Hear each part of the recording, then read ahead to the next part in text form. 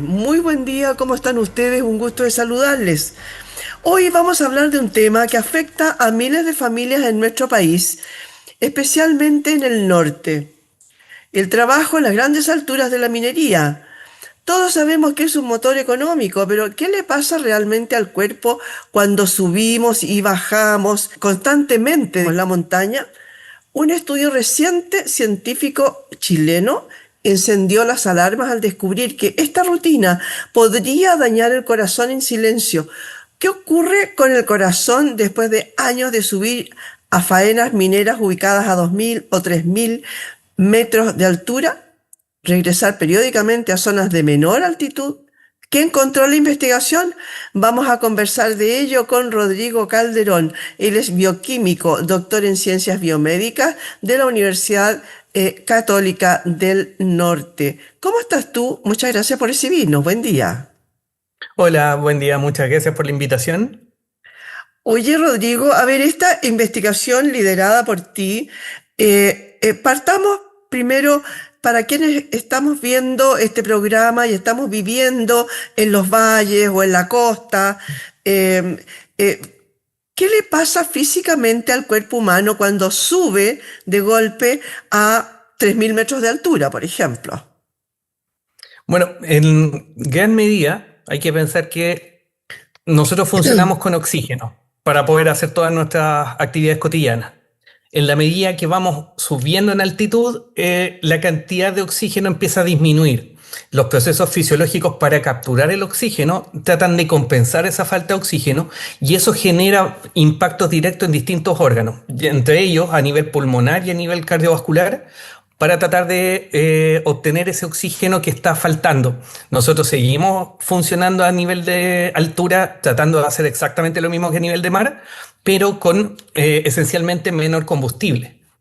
Y ahí vienen varias compensaciones para tratar de normalizar esa captura de oxígeno y dentro de ello mayor actividad cardiovascular, cambian algunos circuitos a nivel de sangre para tratar de captar más oxígeno en los pulmones y redistribuirlos al organismo.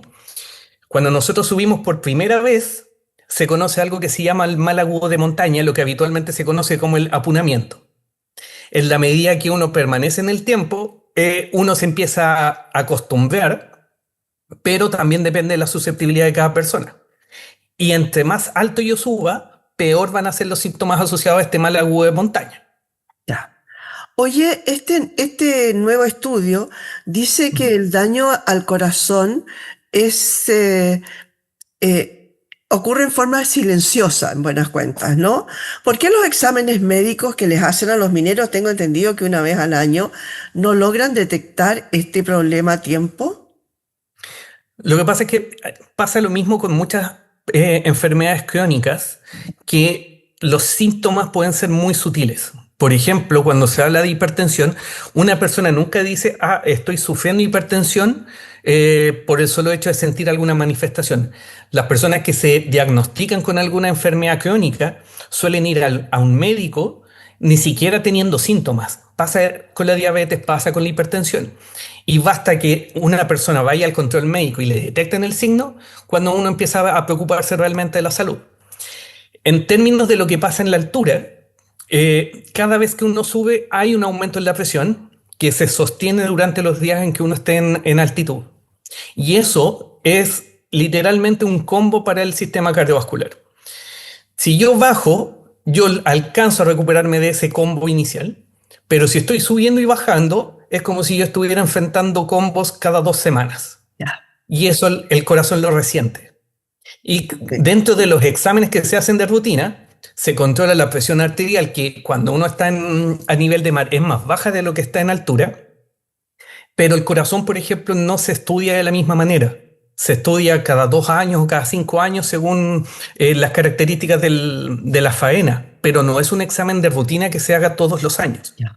Ya. Ya, me quedó clarísimo. Oye, para que pasemos un poco a explicarme esto de esta cosa, estos combos que dices tú en forma intermitente, ¿no? Que te pegan un combo un día y después pasa no sé, 7 días y te vuelven a pegar otro y seguimos en esta subida y bajada, ¿no? Eh, Ujú. esto es lo que le llaman hipoxia crónica permanente, intermitente. Es intermitente, exactamente.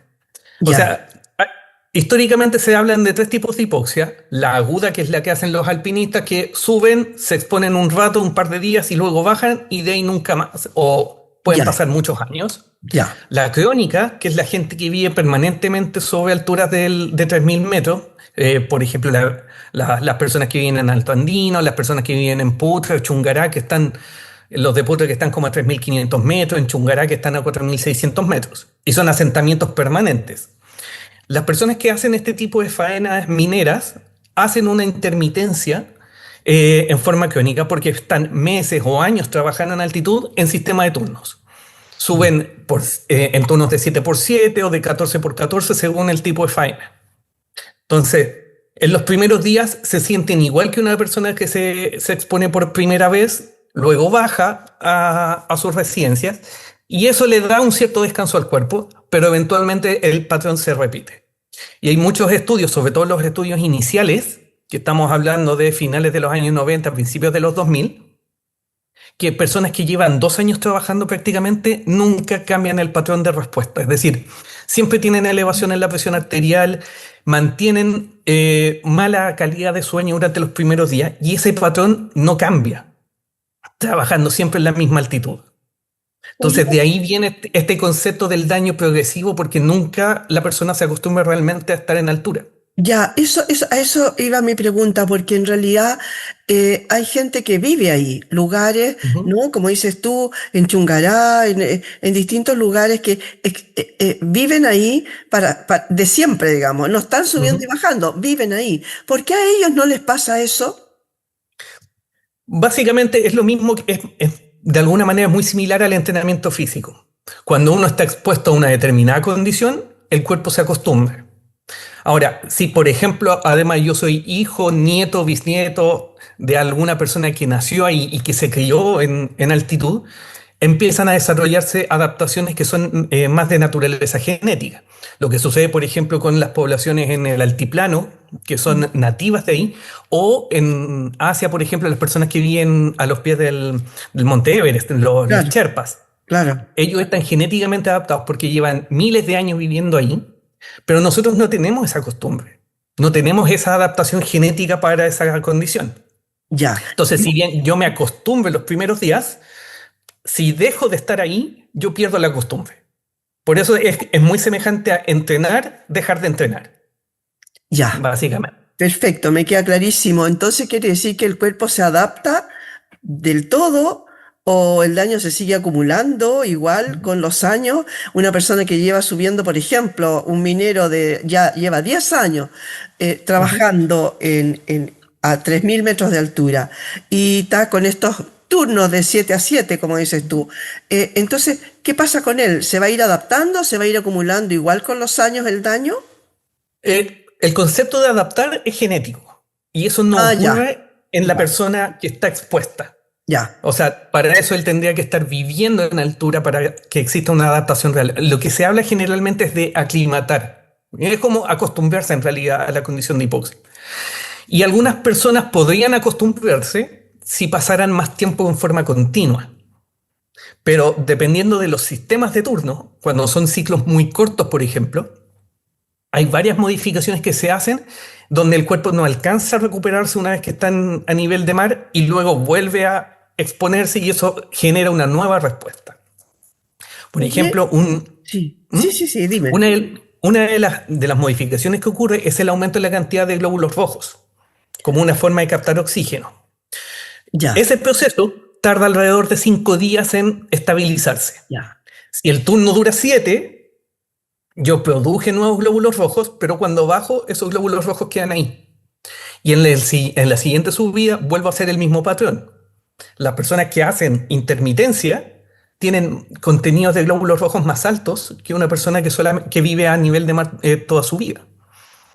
Entonces ahí viene un cambio que es progresivo, asociado precisamente a la continua, a la repetitiva exposición a esta condición. Oye, y cuando bajan, esto me entró una curiosidad, cuando bajan esas personas, esa cantidad de glóbulos rojos que tienen de más, ¿qué pasa con ellos? Permanecen por el tiempo que duran. Los glóbulos rojos tienen una vida normal cercana a los 120 días, o sea, entre 3 y 4 meses. Ah. En buenas Entonces, la cuentas, persona que los sintetiza y se queda con esos glóbulos rojos permanecen ahí los 120 días. ya, y se Entonces, le van a juntar con el y siguiente turno exactamente, y vamos acumulando glóbulos rojos. ¿Qué pasa en el cuerpo cuando hay demasiado glóbulo rojo? la sangre se hace tan espesa Ya, que el corazón necesita más fuerza para movilizar ya, esa sangre. ya. Al hacerlo, igual que un músculo, porque el corazón es un músculo, Ujú. al hacer más fuerza, cambia su tamaño, se hace más grande. Ya. El problema es que cuando el corazón se hace más grande, como la cavidad del tórax donde está alojado no puede crecer, el corazón empieza a crecer la pared muscular hacia adentro. Y eso reduce el volumen de sangre que entra al corazón, obliga al corazón a trabajar más fuerte, de manera más intensa, y eso es una antesala para lo que son las enfermedades cardiovasculares en general. Perfecto, o sea, en buenas cuentas, claro, el corazón se agranda, pero como no tiene cabida para seguir creciendo por el espacio en el que vive, entonces crece para adentro. Obviamente se nos achica todo por dentro. Se agranda el corazón, pero se achica todo por dentro, lo cual va a Ujú, crear, y más encima con la sangre más espesa, como dices tú, por el hecho de tener ujú. muchos glóbulos rojos acumulados en buenas cuentas. Oye, ¿y si los exámenes tradicionales no lo ven? ¿Qué señales diarias, por ejemplo, puede el cuerpo tener de tal manera que un trabajador debiera prestar atención? ¿Hay más dolor de cabeza? ¿Hay un cansancio extremo? O eso le pasa a un ser humano común y corriente, digamos, que tiene problemas cardiovasculares? Bueno, generalmente esas manifestaciones van a depender de cada persona. De hecho, algunas personas, por ejemplo, en el momento en que suben, tienen todos los síntomas de mal de montaña, el mareo, el dolor de cabeza, la fatiga. En los peores casos la gente se desmaya y en los peores, aún peores casos, desarrollan lo que son edemas, acumulación de líquido en el pulmón y de manera más peligrosa aún en el cerebro. Y esos son causales de muerte. El problema es que esos no dan signos evidentes a menos que sean muy severos. Cuando las personas están subiendo y bajando, a lo más que pueden notar, por ejemplo, es el cambio en la frecuencia cardíaca. O sea, van a sentir las pulsaciones o sienten el dolor de cabeza asociado al aumento en la presión arterial. Oye, Ahora, eso en forma continua no necesariamente va a revestir un problema porque muchas personas dicen, ah, pero es que si me tomo esta pastilla me voy a sentir mejor y efectivamente se sienten mejor. Pero si están controlando permanentemente la presión en altura, se van a dar cuenta que tienen la presión más alta durante toda su estadía y no baja a los valores que tienen a nivel de mar. Y ahí es donde está el problema y es por eso que es complicado esto porque no genera un síntoma de alerta que uno pudiese decir, ya, necesito ir a controlarme. ah, perfecto. Oye, y en ese sentido, entonces, ¿no sería obligatorio que para los mineros les hicieran esos exámenes en forma obligatoria, obviamente, cada, no sé, 6 meses, por decirte, de tal manera de ver cómo va el proceso? De hecho, la normativa actual establece que al menos los exámenes básicos, que son presión arterial, eh, frecuencia, exámenes de sangre, se hacen obligatoriamente una vez al año y eso está coordinado con las mutualidades. Y ahí es donde viene el problema. Y esto yo creo que además de alguien que es o fue estudiante, se debe dar cuenta. Yo no estudio todos los días, sino que me preocupo los días previos al examen. ¿Y qué es lo que hace uno? Estudia más para el examen.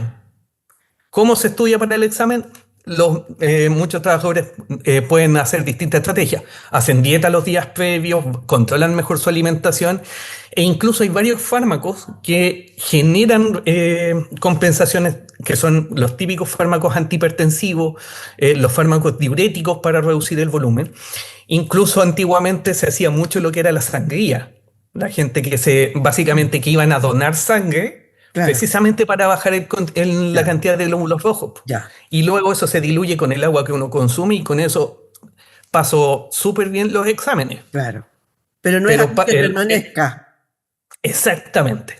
Además, como muchos de los exámenes, las mutualidades los controlan a nivel de mar, los indicadores, por ejemplo, de presión arterial, son los de nivel de mar, no son los que están en altura, Ah, donde hay aumentos entre el 10 y el 20%, según la altura en la que uno trabaje. perfecto. Entonces, estamos hablando de que una persona que tiene una presión de 120 milímetros de mercurio, que es lo estándar para una persona saludable, Ujú. en altitud puede llegar fácilmente a los 140, que son indicadores de hipertensión inicial. Oye, y yo alguna vez, hace miles de años, estuve en el norte, en Putre. Ujú, Subimos, eh, yo siendo siempre a nivel de valle, digamos, ¿no? Y ujú, subimos por un tema de trabajo. Y yo la verdad no me sentía muy mal. O sea, hubo gente que que se habían desmayado, como dices tú, y todo eso. Y eso que la ujú. altitud, bueno, la altitud de Putre es bastante. Em, pero yo dije, no, yo me siento bien. Y poco menos que me puse a saltar. Era jovencita. Eh, y claro, obviamente ahí nunca más me tuvieron que bajar incluso porque no resistía y eso que era muy cabra chica. Eso llevado a un minero tiene que subir, pero además trabajan y muchos de ellos en unas faenas pesadas, ¿no? Algunos a lo mejor estarán en un escritorio trabajando en un computador, piolita, ¿no? Pero la gran mayoría van a estar en faenas pesadas. ¿Y cómo logran compensar el cuerpo ese tipo de trabajo? Porque como dices tú, claro, empezamos a funcionar con mucho más glóbulos rojos para que compense, etcétera, pero igual 5 días que tiene que trabajar. El fulano Ujú, llegó arriba y tiene que empezar a trabajar al tiro. No le dan 5 días ujú. libres, digamos, para aclimatarse. ¿Qué pasa con Bueno, eso? ahí depende de las políticas de cada empresa. Por ejemplo, nosotros hemos hecho algunos trabajos con personal del Observatorio ALMA. Sí, Ellos duermen a una altura casi en el límite de los 3.000 metros, que es, comillas, lo legal que se está exigiendo desde la aparición de las guías técnicas de trabajo en altura. Pero el complejo de antenas está del orden de los 5.100 metros. claro. Lo que hacen Pero, ellos pero ellos no suben siempre, están a es veces. que aquí viene el punto.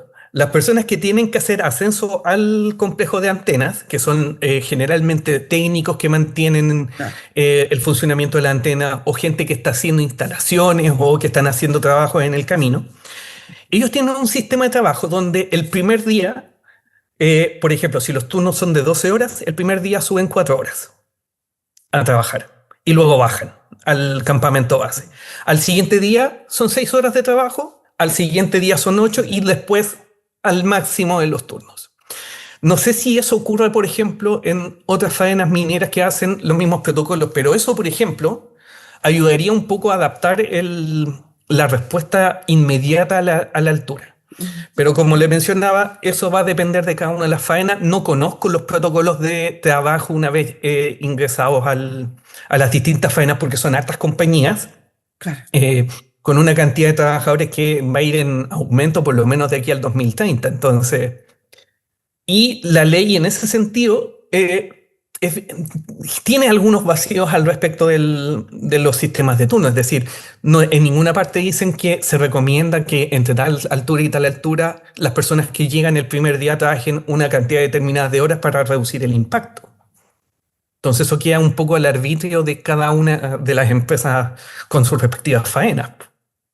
Claro que sí. Oye, pero tú dijiste hace poquito rato que sistema de turno, sea de 7 horas, 7 días, 7 por 7, digamos, em, o subir solamente 4 horas en el día, después otras 6, y progresivamente aumentando. Pero igual, a ver, ¿el corazón sufre más subiendo y bajando o con estar arriba trabajando o el cambio de subir y bajar constantemente? ¿Dónde sufre más? Eso depende, en general depende de cada persona, pero va a depender un poco de cuál es la respuesta individual de cada persona a las distintas exposiciones. Ahora, se sabe, por ejemplo, que es menos impacto para el cuerpo de estar a alturas menores, por ejemplo, cercano a los 3.000 metros. Y esa es una indicación que quedó plasmada en la guía técnica. Las nuevas faenas, estamos hablando, no recuerdo exactamente el año, si es a contar del 2014 en adelante, exigen que los campamentos no superen en ubicación a los 3.000 metros de altura, porque hasta ese punto el cambio en la función cardiovascular no genera un impacto tan alto a lo que hace, por ejemplo, otras faenas a 4.000 o 5.000 metros. Claro. Entonces las personas suben a faenas sobre los 4.000 metros, por ejemplo, Caserones, que está como a 4.500 aproximadamente. Ellos deberían dormir a 3.000 metros. Ya. Los campamentos antiguos, por ejemplo, en su momento cuando se estaba instalando Pascualama, la faena estaba por sobre los 5.000 metros y la gente dormía a 5.000 metros, porque no había una logística para bajarlos a una menor altitud en forma rápida, a no ser que fuera emergencia. Entonces, para hacer ese recorrido todos los días hay que tener una infraestructura y obliga a las empresas a tener dormitorios a alturas menores de los 3.000 metros. Y Y hacer eso, los por ejemplo, traslados y todo eso. Claro, exactamente. Y eso aparte del traslado a las ciudades de habitación donde habitualmente residen. claro, claro. Entonces, es mucho menos, es más seguro dormir a 3.000 metros o menos y estar subiendo una cantidad de horas a la faena en mayor altura que dormir a la altura donde está la faena a 4.000 metros o a 5.000 metros. Oye, pero esa gente que está a 5.000 o 6.000 metros y luego baja a 3.000, igual se queda con una deuda de oxígeno mientras está. ¿Por qué dormir bajo los 3.000 sería más aconsejable que quedarse arriba? Es que no es un tema solamente de ser aconsejable, o sea, de hecho, más altura, menos oxígeno, más impacto para el cuerpo. Ujú. Ahora, hay un detalle también que en la misma legislación lo indica. Las personas que operan sobre los 5.500 metros, eso se reconoce como altura extrema. Y eso obliga a las empresas a tener medidas de mitigación. Ya. Y en términos de costo, eso es mucho mayor que estar durmiendo a menor altura con menor impacto. De hecho, y esto es la experiencia que tenemos con el Observatorio ALMA, las personas que suben a las antenas necesitan subir con un tanque de oxígeno, si no, no suben. Ya. Oye, Entonces, están obligados a tener esas medidas y claro, si uno pudiese visitar las empresas mineras, no todas hacen eso porque no todas caen en la categoría de altura extrema. ya. Entonces no están obligados por ley a hacerlo. Ya vamos a hablar un poquito del tema de las leyes y de esta plataforma nacional donde registrar la salud de los mineros que están proponiendo, pero me gustaría saber también antes qué pasa con, a ver, esos días, cómo proteger mientras el trabajador esté en ese turno, cómo proteger la salud cardiovascular. Y hay otra cosa, las personas porque aquí estamos hablando de medidas extremas, ¿verdad? De alturas extremas, de hablar de 3.000, 4.000 y más. Pero ¿qué pasa, por ejemplo, con una persona que no está entrenada y el fin de semana empieza a subir un cerro? De las cuales hay muchos, y ya con los días Ujú. bonitos va a empezar a aparecer mucha gente que aparecen a hacer estos senderismos sin estar capacitados realmente. Bueno, ahí sucede una suerte de entrenamiento físico, básicamente. O sea, una de las gracias que tiene en general el entrenamiento físico es que genera adaptaciones cardiovasculares que propician una mejor distribución de oxígeno y una mejor captura. Ahora, el gran problema, como lo menciona, es persona activa físicamente versus la persona sedentaria. Estamos hablando que las personas que hacen en altitud trabajos de oficina están sentadas o tienen muy poca actividad física, entonces el corazón solamente trabaja en un estado de reposo, pero exigido para poder compensar el oxígeno. Sin una adaptación a nivel muscular, sin mejorías a nivel circulatorio, pulmonar o cardíaco.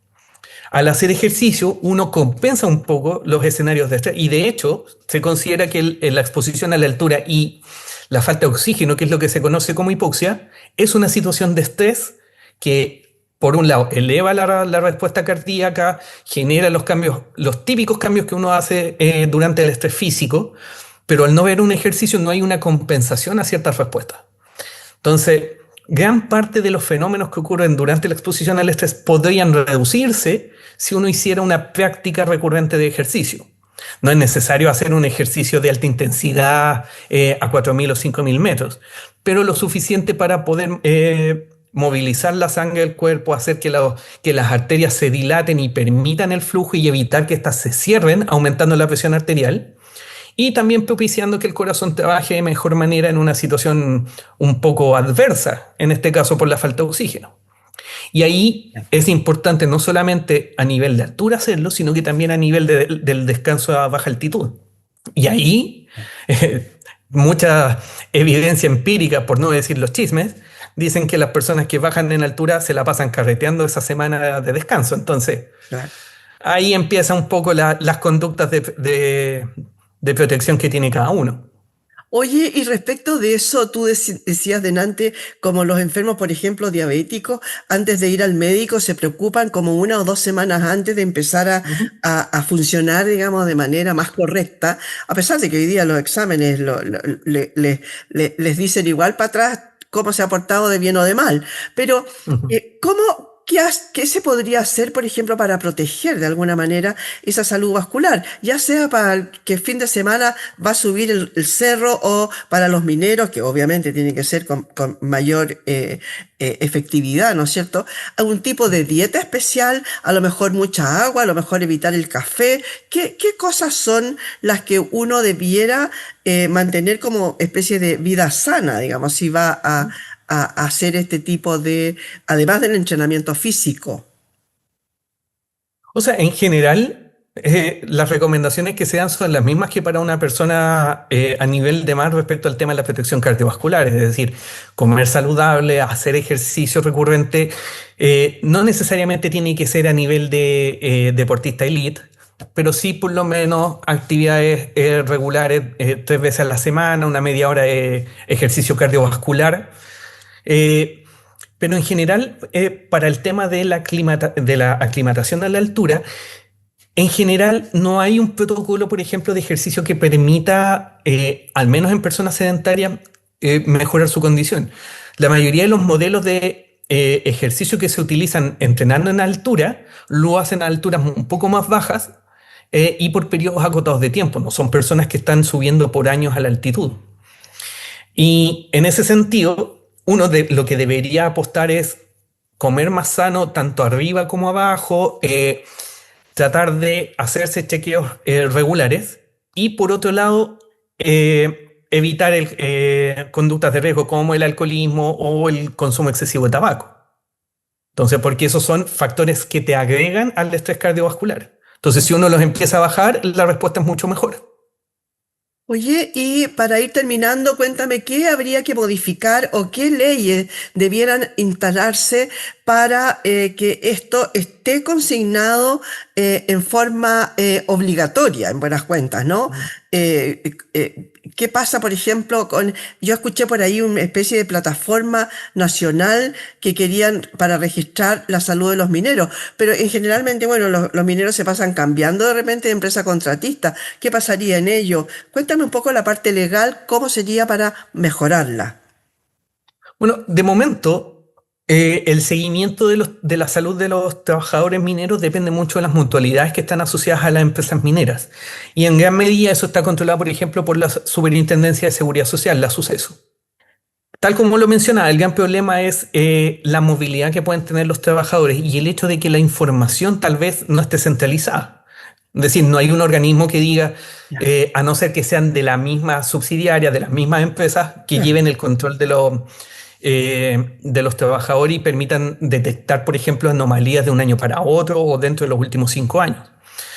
Entonces, más que un cambio legal, sería como un cambio práctico, que sería tratar de registrar información, manteniendo obviamente los criterios de confidencialidad, para evitar, por ejemplo, que las empresas mineras tomen resguardo y eviten contratar Claro, gente con algún problema de salud y se desentiendan. Porque claro, eso también es lo otro. Si una persona empieza a tener problemas de salud, obviamente que a esa persona la pueden desvincular por motivos de salud, pero la dejan a su suerte. obvio. Entonces ahí viene también un tema de responsabilidad social sobre el tema del cuidado de las personas. Ahora, teniendo bien claros los historiales médicos de los trabajadores, también el tema de algunas medidas de mitigación, por ejemplo, como le comentaba recién, el uso de oxígeno, que a veces es necesario, por ejemplo, revisar a qué alturas están obligados a proveer oxígeno para los trabajadores, las condiciones de descanso en las habitaciones, pues, por ejemplo, si es que se pueden oxigenar o no las habitaciones en determinadas cotas de altitud. ¿Ya? Y por otro lado también hacer chequeos tal vez más regulares, no solamente una vez al año o bianuales según el tipo. Hasta donde yo recuerdo, creo que las radiografías de tórax se hacen cada 2 años, pero pensando más que nada en el daño por el polvo en suspensión, por metales, etcétera, Claro. más que por el efecto cardiovascular de la hipoxia. Entonces ahí tal vez sería bueno mejorar las baterías de exámenes, hacerlas más frecuentes y no solamente hacerlas a nivel de mar, sino que también hacerlas en faena. Obvio. Porque también las respuestas cambian en altura. Obvio que sí. Muchas gracias, Rodrigo, por aclararnos este tema en forma tan sencilla, ¿no? Muchas gracias por haber estado hoy día. Oh, muchas gracias por la invitación. Le damos las gracias a Rodrigo Calderón, bioquímico y doctor en ciencias biomédicas de la Universidad Católica del Norte. Ya lo saben en casa, el trabajo en altura es el sustento de muchos, pero la salud del corazón no debería estar involucrada, no es el precio a pagar. Cuidar de nuestros trabajadores es cuidar el futuro del país. Muchas gracias, señoras y señores, por haber estado hoy día en este punto de encuentro.